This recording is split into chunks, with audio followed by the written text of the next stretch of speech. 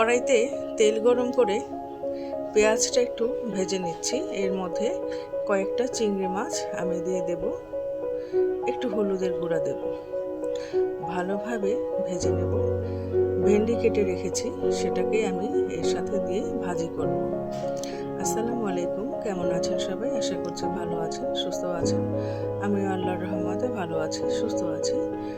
মাই spicy kitchen life চ্যানেলটিতে আপনাদের সবাইকে আবারও স্বাগত জানাচ্ছি। আমি ফারজানা হোসেন। কেটে রাখা ভেন্ডিগুলা কড়াইতে দিয়ে দিলাম। এটাকে আমি নেড়ে চেড়ে খুব ভালোভাবে ভাজি করে নেব। এই ভাজিটা খেতে আমার কাছে খুব ভালো লাগে। গরমের দিনে হয়তো সবারই এটা খুব পছন্দের একটা ভাজি। ভেন্ডি বরাবরই সবারই জন্য উপকারী একটি সবজি। এটা ছোট বড় সবারই খাওয়া উচিত। শরীরে বিভিন্ন রকম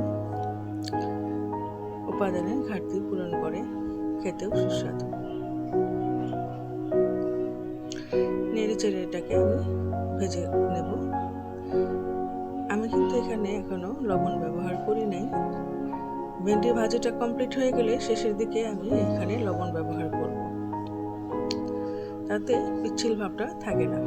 শুরুতে যদি আমরা ভেন্ডিতে লবণ দিয়ে দিই তবে পিচ্ছিল ভাবটা কাটানো সম্ভব হয় না। এটা ভাজা হতে হতে আস্তে আস্তে এটার পিচ্ছিল ভাবটা কেটে যাবে। রান্না কমপ্লিট হয়ে যাওয়ার আগ মুহূর্তে আমি লবণ দিয়ে নিলাম। দেখুন এখানে তেমন আর কোনো রকমের পিচ্ছিল অবস্থাটা নেই। এটা প্রায় কমপ্লিট হয়ে গিয়েছে। এটা আমি একটু পরে নামিয়ে নিচ্ছি। চলুন এখন অন্য রান্নাতে যাই। আমার ভিডিওটি যারা দেখছেন তারা একটা লাইক করে দেবেন। সম্পূর্ণ ভিডিওটি দেখা শেষ হলে একটা কমেন্ট করবেন। যাদের কাছে ভালো লেগে যাবে তারা সাবস্ক্রাইব করে নেবেন। যারা করেছেন তাদেরকে অসংখ্য অসংখ্য ধন্যবাদ। এখানে আমি কড়াইতে তেল দিয়ে পেঁয়াজটা ভেজে নিচ্ছি। আর একটা মশলা বসাবো। এখানে আমি মাগুর মাছ রান্না করবো আমার ছেলের জন্য, সেই জন্যই এখানে হলুদ মরিচের গুঁড়ো দিয়ে মশলাটা কষিয়ে নেব। সামান্য একটু জিরার গুঁড়া দিয়ে নিলাম, ভালোভাবে কষিয়ে নেব। তো আরেক চুলায় চলুন এটা কষতে থাক। আরেক চুলায় আমি এখানে বাইং মাছ কেটে ধুয়ে পরিষ্কার করে নিয়েছি। এখানে বাইং মাছের সাথে পেঁয়াজ, কাঁচামরিচ, হলুদ মরিচের গুঁড়া ভালো করে মেখে নিয়ে আমি এটাকে তেলে ভাজি করে নেব। এর মধ্যে কোনো পানি থাকবে না। নেড়ে চেড়ে দিচ্ছি। আর ওপাশে আমার মাগুর মাছের জন্য মশলা কষানো হচ্ছে। এটা শুধুমাত্র তেলে ভাজা হবে, এটা কোনো রকম পানি ব্যবহার করা হবে না। আস্তে আস্তে এটা হতে থাক। এটা খেতে আমার খুব ভালো লাগে।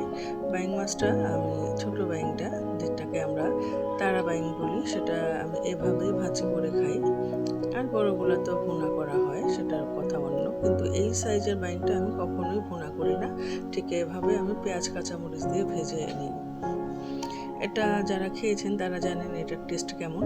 আর যারা খাননি তারা একবার এটা করে দেখবেন, খুবই মজা লাগে। তো এটাও আমার কথা বলতে বলতে হয়ে গিয়েছে। আর ওপাশে আমি মাগুর মাছ কষিয়ে নিচ্ছি। মশলা কষানো হয়ে গিয়েছে। মাগুর মাছটা আমি মশলার মধ্যে দিয়ে ভালোভাবে নেড়ে চেড়ে একটু মাছটা কষিয়ে নিচ্ছি। দিয়ে দিলাম কয়েকটা কাঁচামরিচ। এখানে আমি একটা মাগুর মাছ নিয়েছি, আমার ছেলে খাবে শুধু, ওর জন্য। তো এটা হতে থাক। চলুন অন্য পাশে চুলাতে যাব, সেখানে আবার আরেকটা তরকারি রান্না করব। তো এটা হয়ে গিয়েছে, এটা দেখিয়ে নিলাম। তারপর আরেকটা তরকারি আমি এখানে করছি। এটা আমাদের বাসায় আজকে সবাই খাবে, সবার জন্য করছি। মশলা কষানো হয়ে গিয়েছে। এখানে আমি আলু দিয়ে দিলাম। আলুটা কষানো হোক, তারপরে এর সাথে আরও সবজি আমি মেশাবো। আগে আলুটা কষিয়ে নিলাম।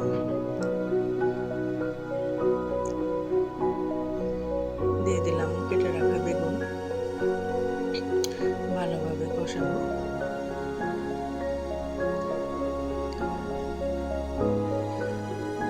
গরম পানি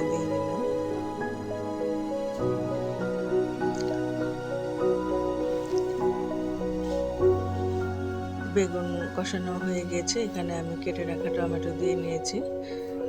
এখন দিয়ে দিচ্ছি মাছ। এটাকেও সামান্য একটু আমি কষিয়ে নিয়ে রান্নাটা কমপ্লিট করে ফেলবো। রান্নাটা প্রায় হয়ে এসেছে, আমি শেষ পর্যায়ে এখানে ধনেপাতা দিয়ে নিলাম। বেগুন দিয়ে টমেটো দিয়ে চাপিলা মাছের তরকারি খেতে সবাই পছন্দ করে,